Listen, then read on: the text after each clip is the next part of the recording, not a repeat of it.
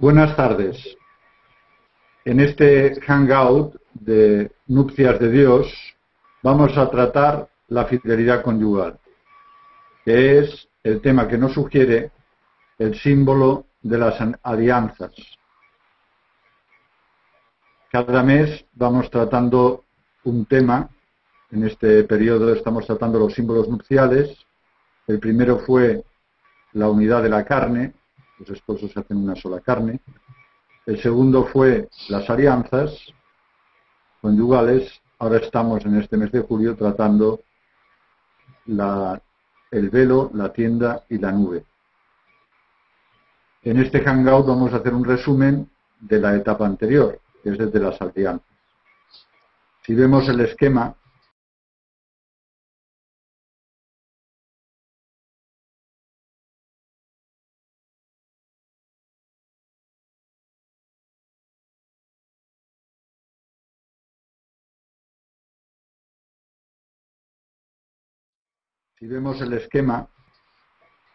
que he preparado para hoy, vamos a tratar 4 temas.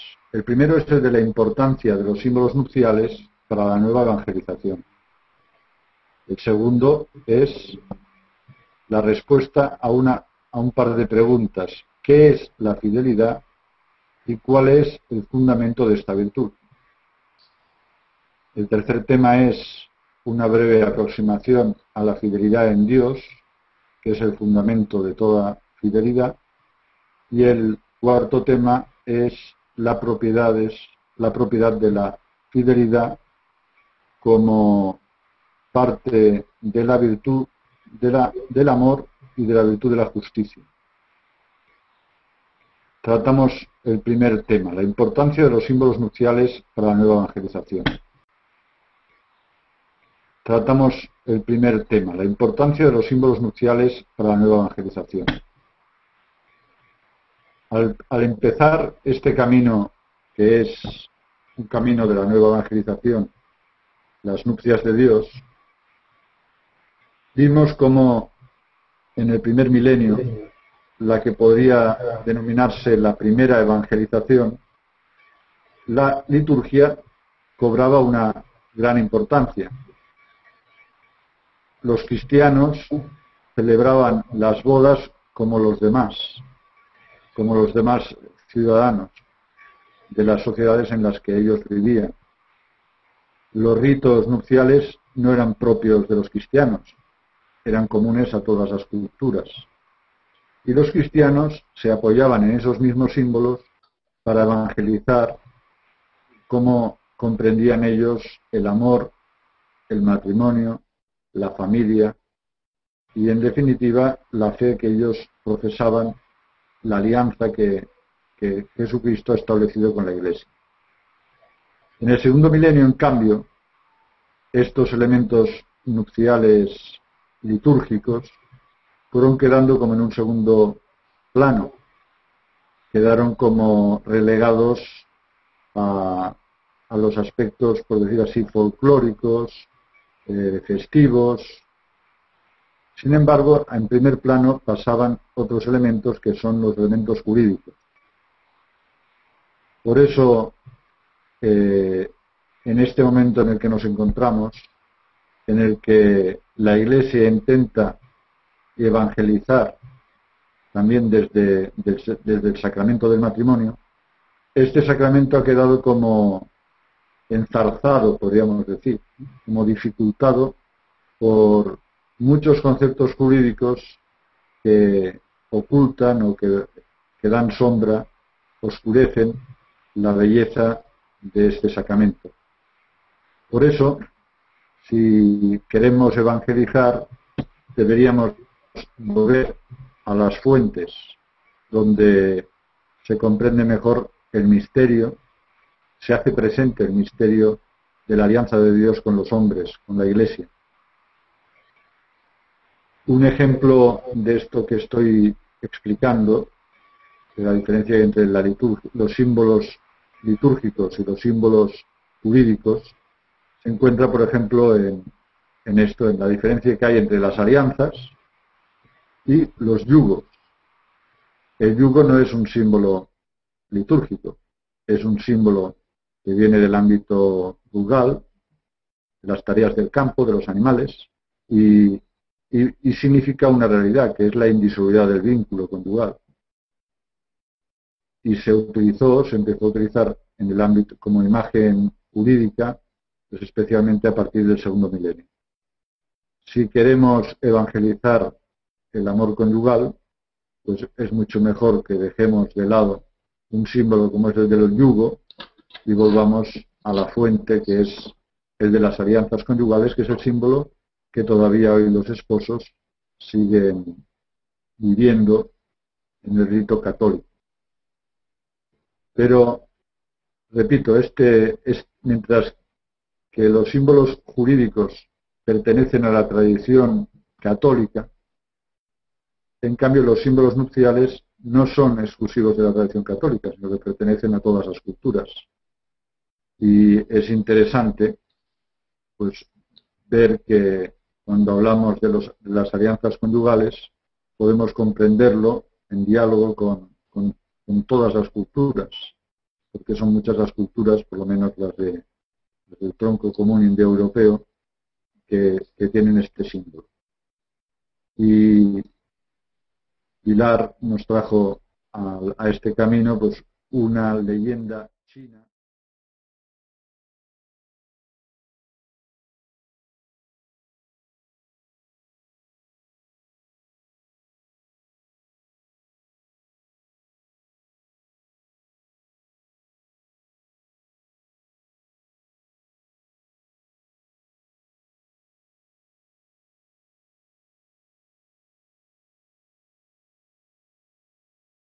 Leyenda china que tiene que ver con la imagen de los dedos anulares, que es donde se ponen las alianzas, los anillos. En esta leyenda china, que en la presentación que os vamos a ofrecer, en ella encontraréis un enlace a una de las entradas del blog, se ve cómo se ponen las manos en esta posición, no sé si lo estáis viendo. El dedo pulgar significa los padres, el dedo índice significan los hermanos y los amigos, el dedo corazón significa uno mismo, es el que representa a la persona, el dedo anular representa a la pareja y el dedo meñique significa los hijos. Pues bien, en esta, vamos a llamar así, leyenda china, se muestra que si la persona se ha entregado, y eso es lo que se significa con los dos dedos corazón doblados y unidos entre sí, si esto se ha realizado, la entrega de la persona, la pareja es indisoluble, es inseparable. Se pueden separar los dedos pulgares, se pueden separar los dedos índice, se pueden separar incluso el dedo corazón, se puede separar el meñique, pero no se puede separar el dedo anular. Puede parecer una cosa así de poca importancia, pero a mí lo que me llama la atención es que esta inseparabilidad del hombre y de la mujer que se han entregado, y esa entrega se manifiesta en ese doblarse del dedo corazón, esa inseparabilidad no la defiende, o esta leyenda no viene de una cultura cristiana, sino de una cultura ancestral como es la cultura china. El rito católico es común a muchas otras tradiciones. El hombre y la mujer se ponen el uno al otro recíprocamente en un momento antes de las palabras del consentimiento, en el rito católico, se ponen el índice en sus respectivos dedos anulares y mientras se dicen las palabras yo me entrego a ti y te dejo este anillo en señal de fidelidad y amor hacia ti. Este en señal de fidelidad y amor hacia ti es precisamente lo que vamos a considerar en el resto de esta presentación.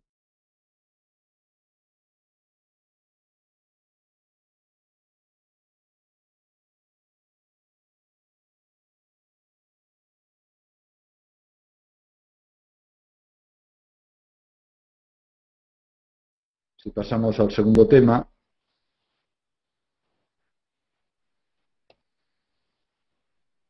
¿qué es la fidelidad? ¿Cuál es su fundamento? Podemos hacer una aproximación a lo que la gente comprende como fidelidad. Y para esto no hay nada mejor que acudir a dos fuentes nada sospechosas. Una, sospechosas me refiero de catolicismo. Una es la definición de Wikipedia. La fidelidad, según Wikipedia, es una propiedad de la justicia, actitud espiritual consistente en cumplir las promesas dadas. En cambio, en el diccionario de la Real Academia Española de la Lengua se define la fidelidad como lealtad, observancia de la fe que alguien debe a otra persona. Son dos definiciones que, aunque parezca que puedan ser parecidas, difieren enormemente la una de la otra. Porque efectivamente la primera es actitud espiritual consistente en cumplir las promesas, la presenta como una propiedad de la justicia. Cuando una persona promete a otra algo, está vinculado a cumplir lo que ha prometido, y la virtud que le lleva a cumplir lo prometido sería la virtud de la fidelidad. En cambio, en la definición de la Real Academia Española, donde se pone el acento es en la observancia de la fe que alguien debe a otra persona. Y es que el origen de la palabra fidelidad está etimológicamente en la palabra fidelitas, viene de fides. Fides significa fe. Cuando una persona mantiene la fe a otra, y especialmente en el ámbito religioso, la fe a Dios, pues eso es la fidelidad, mantener la propia fe. Luego esta expresión, esta palabra fidelitas, se llevó también al ámbito de los negocios y de los compromisos morales y jurídicos, y se extendió especialmente pues a las promesas y al cumplimiento de las promesas. ¿La virtud de la fidelidad es propiedad del amor o de la justicia? Esta es una pregunta fundamental e importantísima. Tal como se entiende habitualmente, y como se ve en esa noción que acabamos de dar que está en Wikipedia, que no pensemos que es una especie de corruptela de la cultura occidental moderna, sino que esta noción común que presenta la fidelidad como una propiedad de la justicia es de antiguo origen. Está incluso, diría yo, en los libros de teología, cuando se habla de la fidelidad, pues se suele presentar así como la propiedad, según la cual una persona que es justa cumple lo que ha prometido.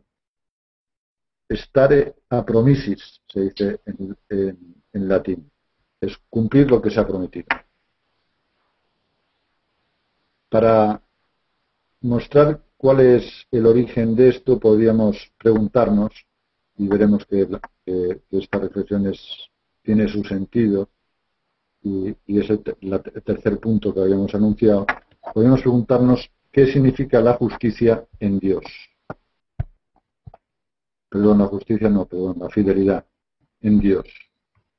Aquí podemos ver que cuando se dice que Dios es fiel, se suele decir que es fiel porque cumple sus promesas. El Dios de la alianza, efectivamente, es un Dios que, aparte de ser omnipotente, de ser eterno, de ser omnisciente, de ser misericordioso, de ser bueno, pues es, y en primerísimo lugar es, para el pueblo de Israel, un Dios fiel, que cumple la alianza, que no se retracta, que no retira su de que sus dones son irrevocables.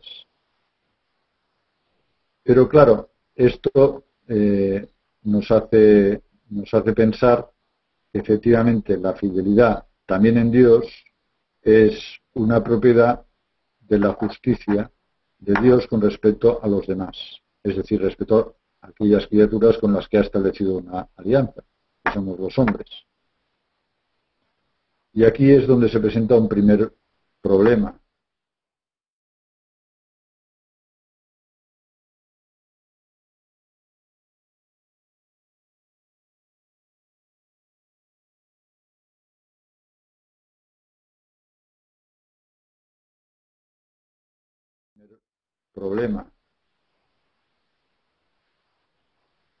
¿La fidelidad en Dios es una propiedad absoluta o relativa? ¿Qué queremos decir con una propiedad absoluta? Son propiedades absolutas aquellas que en Dios, aquellas que se refieren a algo que es Dios por sí mismo y no en relación a las criaturas, a otras realidades distintas a Dios. Por ejemplo, decimos que Dios es eterno y esta es una propiedad suya, la eternidad, o la omnisciencia, el saber todas las cosas. En cambio, cuando decimos que Dios es misericordioso, estamos hablando no de una propiedad absoluta, sino de una propiedad relativa, porque Dios en sí mismo no es misericordioso. La palabra misericordioso hace referencia a la miseria, y en Dios no hay miseria. Si decimos que Dios es misericordioso es porque Dios se compadece de los pecadores, especialmente de las miserias humanas, y por eso perdona y cubre con su amor pues todas esas, y las perdona, las limpia, todas esas miserias humanas. Pero la misericordia es una propiedad relativa. También se puede decir que una propiedad es absoluta cuando se refiere a la esencia de Dios, a la naturaleza divina, mientras que una propiedad es relativa cuando se refiere a alguna de las personas. Por ejemplo, se suele decir que la creación, ser creador, es una propiedad relativa a la persona del Padre, mientras que el Redentor es la persona del Hijo y el santificador es la persona del Espíritu Santo. Son propiedades que se refieren a las personas. La paternidad es la propiedad relativa, podríamos decir absolutamente relativa. El único que es padre es el Padre. El Hijo es el Hijo, la filiación es una propiedad relativa personal, y el Espíritu Santo pues es el Espíritu, el amor que une al Padre y al Hijo. Bueno, entonces, hechas estas reflexiones sobre los conceptos de las propiedades divinas, podríamos pensar qué tipo de propiedad es la que tiene la fidelidad en Dios. Y queda, a mi parecer, queda claro que si la fidelidad en Dios consistiese en el cumplir las promesas, eso significaría que Dios sería fiel únicamente porque existimos nosotros, los hombres, o los ángeles, u otras criaturas con las que Él se comprometiese. Si no hubiese ningún otro ser fuera de Dios, pues Dios no sería fiel porque no había razón de fidelidad, no habría nada, ninguna promesa previa ni nada que tuviese que cumplir. Y esto nos hace pensar, nos hace caer en la cuenta que Dios, que es amor, así lo define el Evangelio de San Juan, más que el Evangelio de San Juan, las cartas, una de las cartas de San Juan, que se define así: Dios es amor. La fidelidad la comprendemos mejor como una propiedad del amor de Dios. Dios es un misterio de amor. El Padre ama fielmente al Hijo y al Espíritu Santo. El Hijo ama fielmente al Padre. y el Espíritu, y al Espíritu Santo, y lo mismo el Espíritu Santo con respecto al Padre y al Hijo. Hay un evangelio de San Juan, en el Evangelio de San Juan, quiero recordar que es el capítulo 15. Allí se dice: así como el Padre me ha enviado a mí, así os envío a yo. Así os envío yo a vosotros. Permaneced en mi amor, como yo permanezco en el amor del Padre. Creo que esta expresión, permanecer en mi amor, es una estupenda frase que expresa el sentido de la fidelidad, que es esa observancia, respeto a la persona, a otra persona. No tanto a una promesa, sino a la realidad del amor interpersonal que se da en Dios. Os he puesto aquí, en la presentación, el cuadro de Rublev, que es más que el cuadro, el icono de la Santísima Trinidad.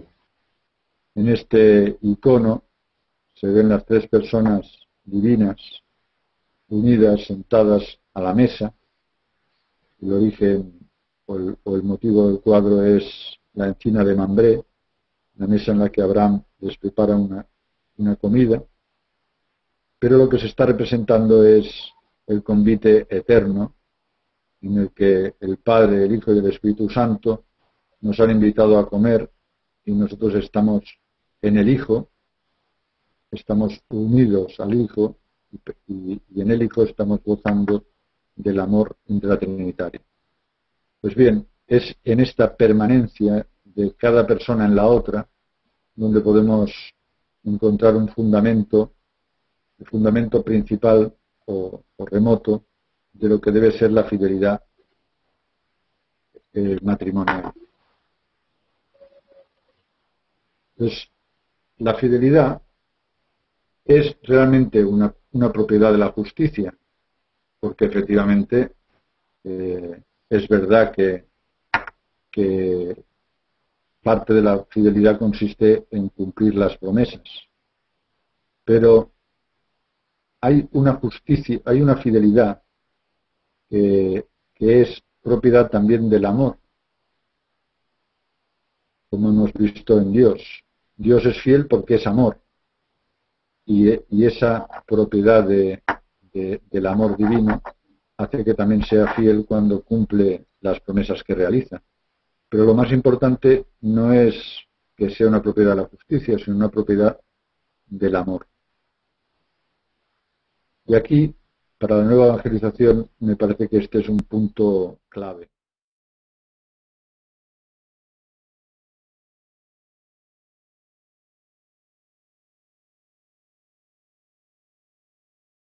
Es un punto clave, porque desde hace muchos siglos, desde el siglo XII, la fidelidad conyugal, la fidelidad matrimonial, se ha tratado como una propiedad de la virtud de la justicia y justicia contractual.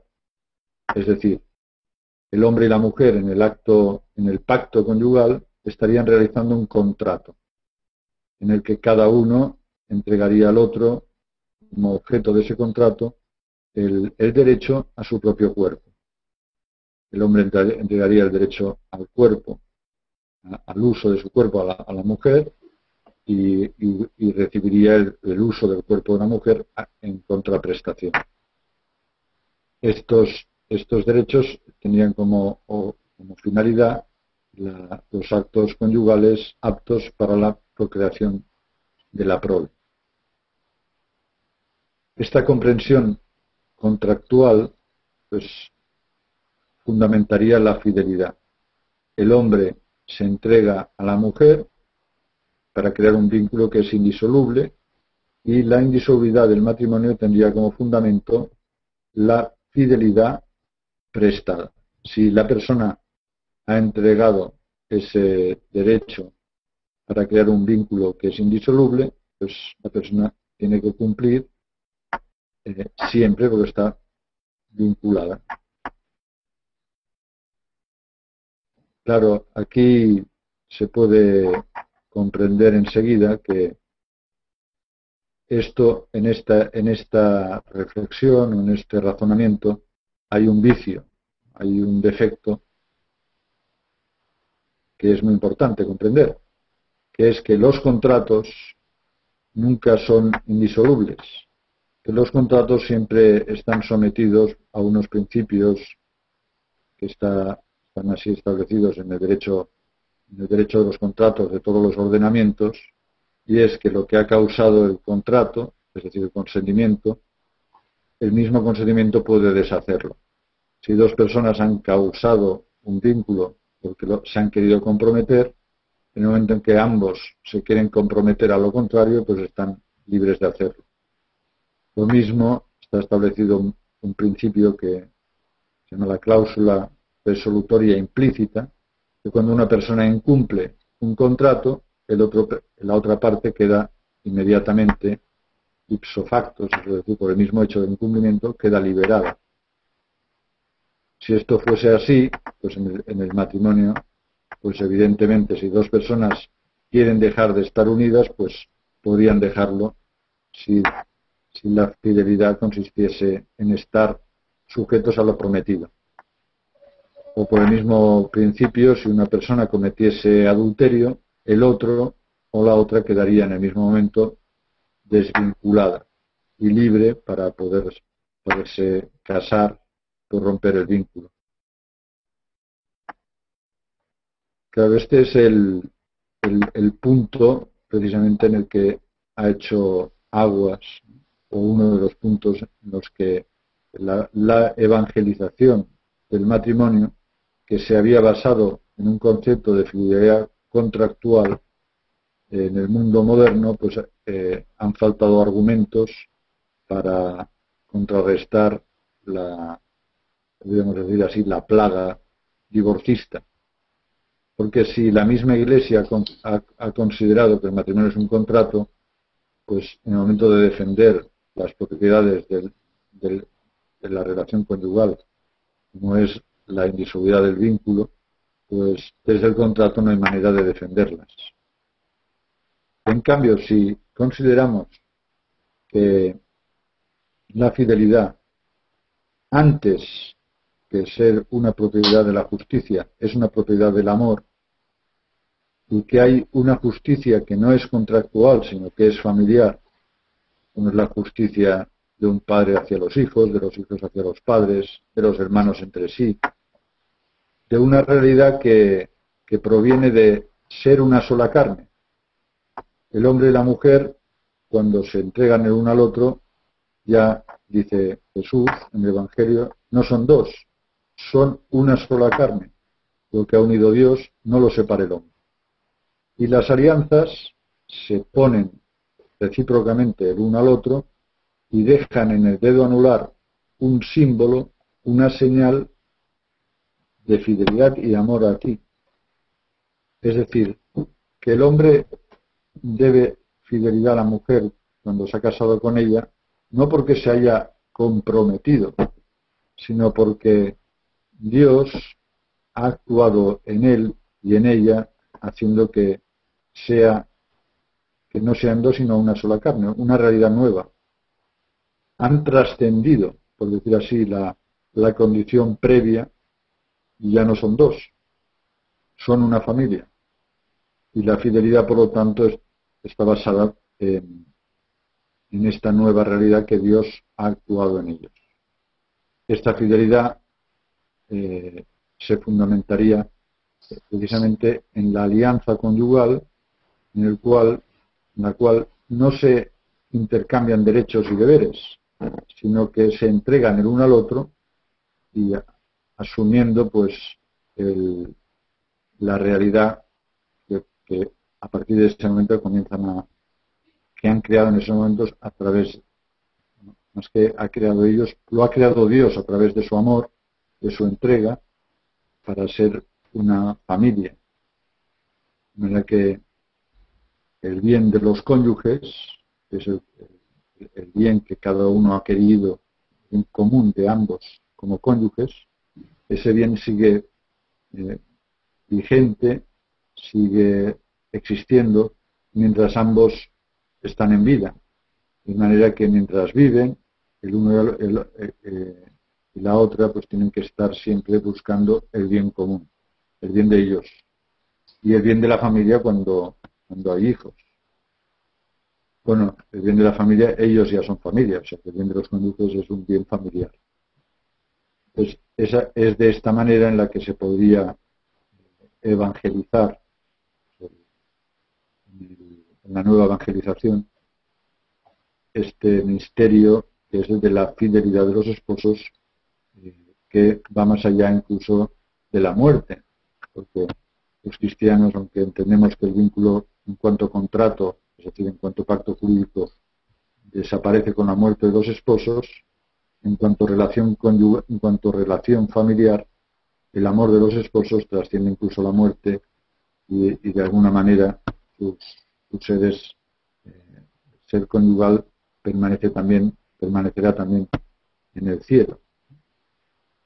Y con esto pues doy por terminada esta sesión. Si queréis podemos hablar ahora y si queréis responder alguna pregunta. Creo que hemos estado más o menos media hora. Sí, seguimos con la emisión todavía, ¿no? Muy bien, sí, sí. Mientras hay alguna pregunta y si no, pues la dejo. La dejamos. Muy bien. Yo no tienes... tengo preguntas. Vale. Me ha quedado claro. ¿Pedro? Bueno, yo quería decir algo que yo había leído hace tiempo y tenía entendido. Y es que el matrimonio establece, o sea, recibimos los que nos casamos de Dios una unidad o una relación o una, no sé. Una relación. O sea, una relación que no depende ya de nosotros, sino que es Dios el que la realiza, de tal forma que es más fuerte incluso que la de filiación. Tú no puedes nunca decir, este señor ya no es mi hijo, porque siempre, aunque no quieras, es tu hijo. Sí. Entonces tú, aunque tú quieras, no puedes decir, esta no es mi mujer, porque Dios lo ha hecho de forma que tú no puedes hacerlo. Y de ahí la frase, lo que Dios ha unido, no lo separe el hombre. No sé si es correcto eso. En realidad, Dios interviene tanto en el hijo como en el... O sea, la relación filial no tiene fundamento en la biología, sino en la bendición que Dios da a los esposos para ser padres. Es un tema que ya trataremos en otro momento, pero lo que quiero decir ahora, quiero subrayar, es que el ser una sola carne supone una intervención de Dios en la creación de todas las relaciones que están dentro de esa unidad de la carne, que es la familia. Por eso la fidelidad es una fidelidad familiar, que tiene su fundamento en el ser familia, que es el concepto que se ha perdido también junto al matrimonio, porque hoy en día para unos la familia es cualquier cosa que cualquiera quiera hacer con su propia voluntad, y para otros es una realidad que está unida a la biología, en la que tampoco Dios interviene, porque claro, en una relación de fornicación, pues ahí si nace un hijo, pues ese hijo es un hijo natural y se le considera familia, sin que haya Dios intervenido especialmente, ¿no? Salvo que dando la vida, ¿no? Y dando, pero no creando una nueva relación. Y por eso la nueva evangelización hay que fundamentarlo pues en la fecundidad del amor conyugal, en las propiedades del amor conyugal, del que dos dejan de ser dos para ser una sola carne. Sí, yo tengo Fátima. Una pregunta. Sí. Sí, respecto a, bueno, cuando alguno de los esposos ha caído en la infidelidad y a causa de ello se da una separación, sí. Digamos, en el caso de que haya sido el hombre el que ha sido infiel, sí, y ha quedado, pues, y se han separado, Entonces sí, luego esta persona, digamos la mujer, sí, después de haberse separado, se vuelve a enamorar. sí. ¿Hasta qué punto? O- Porque es que, o sea, no sé cómo podemos ver esa situación o cómo la iglesia la ve, porque Sí. O está sea, claro que ellos son un matrimonio y que están unidos por Dios, sí, puesto que eran un matrimonio, sí. pero, pero ha habido una separación. Entonces, ¿cómo esta persona podría, sin estar como en contradicción con ella misma, tener Mm. una verdadera comunión con Dios en esta situación? O sea, la pregunta cuál es, ¿cómo puede ella, o sea, si ella podría tener otra relación o no? Sí, primero, Si ella, o sea, porque son dos cosas distintas, ¿no? Es que al sí. final, o sea, ¿cuál es exactamente la pregunta? Que no me ha quedado clara. Bueno, la primera es si ella podría tener otra relación. Vale. Y la segunda es que cómo influiría esta segunda relación en su relación con Dios, ¿no?